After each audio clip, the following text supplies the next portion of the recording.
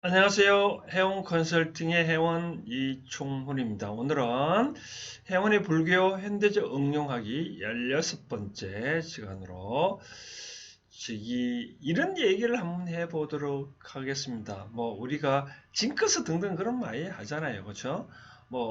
징크스 어디 한해 조금 끄달리고 매달리는 그런 게 있잖아요. 예를 들어서 어느 아침에 까치를 봤다. 그럼 소식을 온다든지 그런 어떻게 매달리는 경우가 있는데 오늘은 제가 불교의 현대적 응용 이야기하기로서 어디에도 매달지 말라는 주제로 한번 얘기를 해보겠습니다. 거기에 관계된 경제론 구조를 한번 찾아보면 이런 구절이 있습니다. 뭐냐면요. 제가 여기서 말씀드리고 싶은 거는 건강경의 한 구절을 제가 생각나는데 그 중에 예래설 30 이상과 즉 B 30 이상, 지명 30 이상 이이 있는데 다시 부연 설명하면 이런 겁니다. 뭐냐면 어디에도 매지 마라. 우리가 내가 당신을 부르면 네 하잖아요. 그것도 네 하는 당신은 누구이죠? 그런 차원에서 오늘 접근을 해보도록 하겠습니다. 그러면 우리가 그러면 건강경 구절이 어떤 구절이냐면 이런 게 있습니다. 불설, 반야, 바라밀, 적비, 반야, 바라밀, 시명, 반야, 바라밀. 수보리야, 부처님께서 말씀하셨다. 뭐라고요? 반야, 바라밀은 반야, 반야, 바라밀이 아니라 이름이 시명, 이름이 반야, 바라밀 뿐입니다. 반야, 바라밀은 말은 그거죠. 이 반야라는 것은 바로 그 지혜라는 뜻입니다.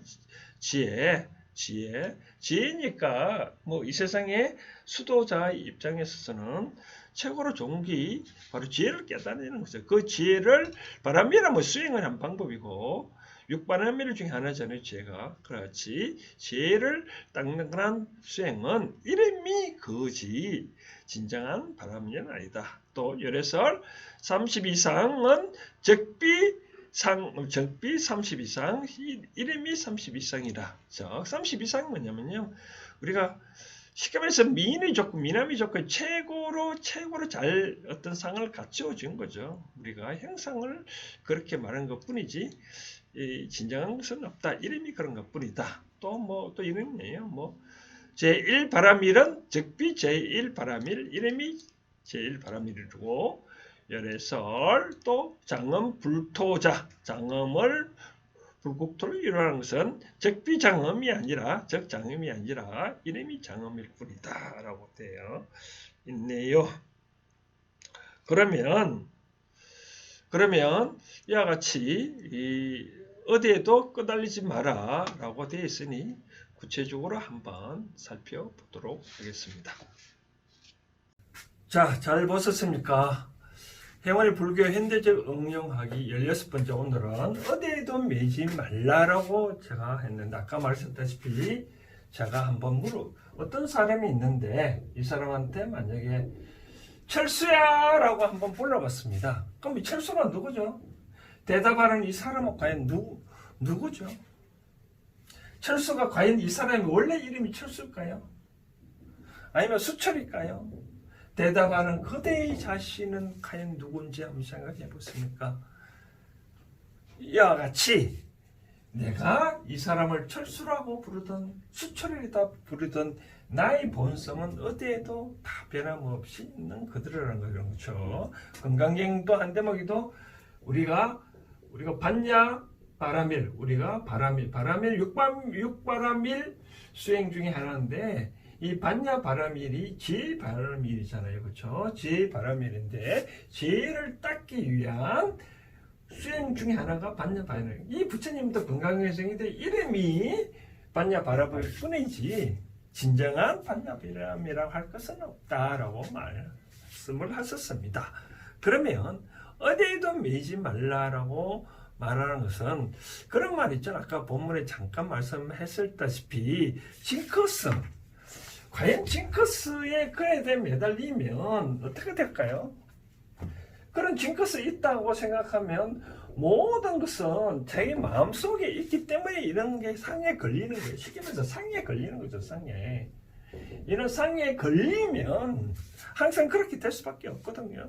만약에 아무 생각 안 하면 안 되고 안 걸리잖아요. 그런 게 또 똑같은 현상이라도 마음에 두고 있으니 그렇다는 거죠.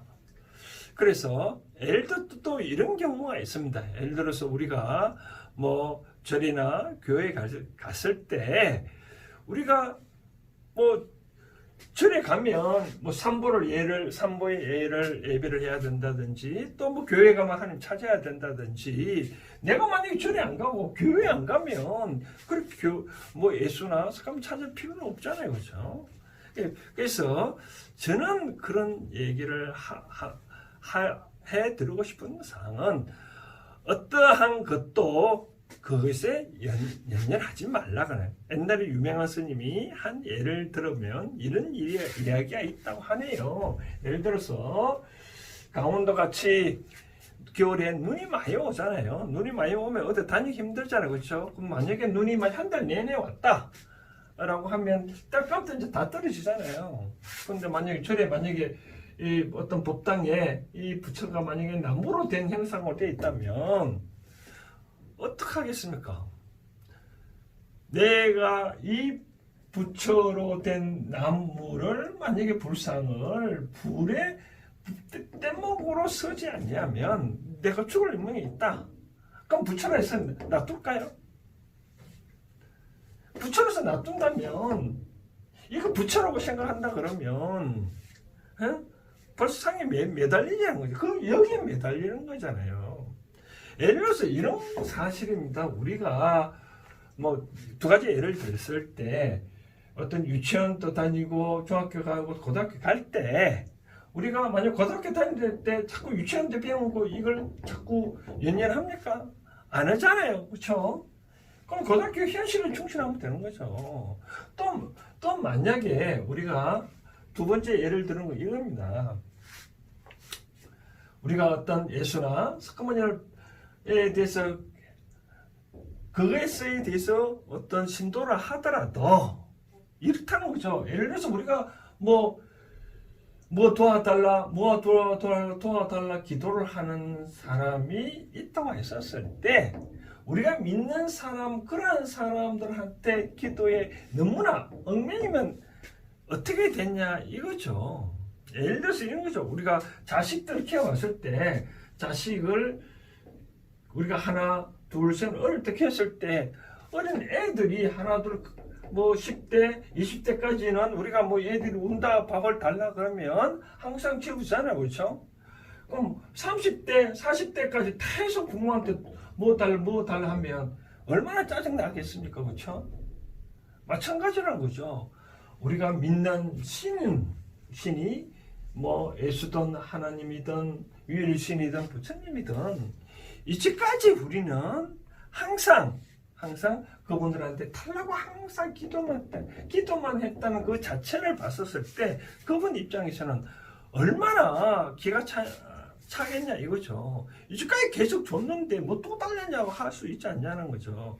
그래서 그렇게 달라고 하는 그런 자체가 거기에 대해서 얽매이는 거죠.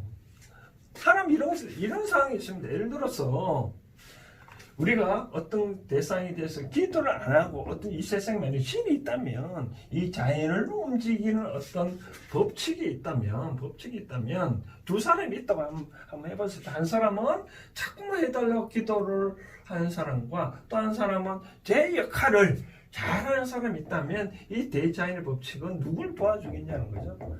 한번 생각을 해봤을 때 이런 게 있잖아요. 어떤 우리가 또 자식 예를 들었을 때 어떤 자식이 원투가 있다면 부모의 입장에서는 잘 봤을 때 한 자식은 열심히 자기 일을 좀 해요.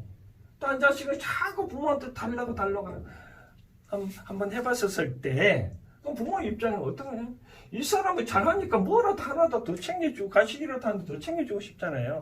얘는 자꾸 달라고 하면 밉다 한철 또 때릴 수도 있잖아요. 그것처럼 이 대자연 속에 나오는 어떤 진리는 어떤 움직이는 법칙이 있다 하면 내가 달라고 어떤 이루 달라고 기도를 안 한다 하더라도 내가 잘 갖추고 내 일을 열심히 한다 그러면 자연이 그런 법칙에 이거 내 꿈과 갈성을 달성된다는 거죠. 그래서 우리가 어떤 기독교나 종교나 불교나 어떤 믿었다 해서 그거에 대해서 현재 너무나 달리는 삶을 살고 있지 않을까라고 생각되어지는 거죠. 하나만 예를 든다면 하루아침에 우리가 하나의 문화로 생각돼서 제사를 지는데 제사를 지내면 어떤 절을 하잖아요. 그렇죠? 근데 갑자기 어느 순간 기독교에 왔다. 믿었다. 나 이외에 신은 모시지 말라 해서 그때부터 내가 절을 안 한다. 주의 얼마나 그죠? 그래서 우리가 이제까지 종교 활동을 했었을 때 과거는 그런 거에 대해서 우리가 어떤 혜택을 받다면 그 혜택을 받음으로써 내가 더 큰 성장을 해서 그런 걸로 내가 갚으면 되는 거지. 꼭 그런 식으로 계속 달라 기도해라 그런 거는 아니지 않겠냐라고 생각되어지는 거죠. 안 그렇습니까? 그래서 저는 이런 생각을 하고 싶은 거냐면 현재는 어떠냐? 현재 입장에서 과거는 내가 어떤 있었던 과정이죠. 과정.